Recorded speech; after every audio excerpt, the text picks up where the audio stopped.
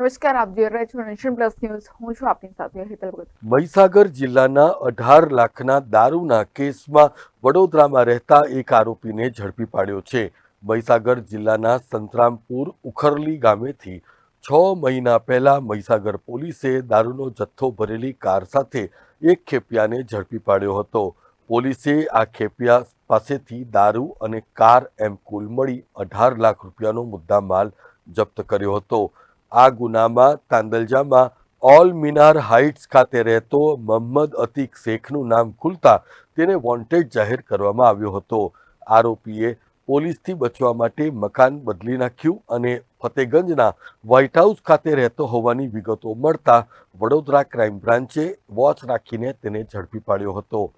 Vadodara crime બ્રાન્ચે આરોપીને મહીસાગર પોલીસને સોંપવા માટેની તજવીજ શરૂ કરી છે. Bureau report, nation plus news, Vadodara. સમાચારોના સતત અપડેટ મેળવવા માટે અમારી નેશન પ્લસ ન્યૂઝની યુટ્યુબ ચેનલને સબસ્ક્રાઇબ કરો, બેલ આઇકન દબાવો અને જોડાયેલા રહો ફેસબુક, ઇન્સ્ટાગ્રામ અને ટ્વિટર પર.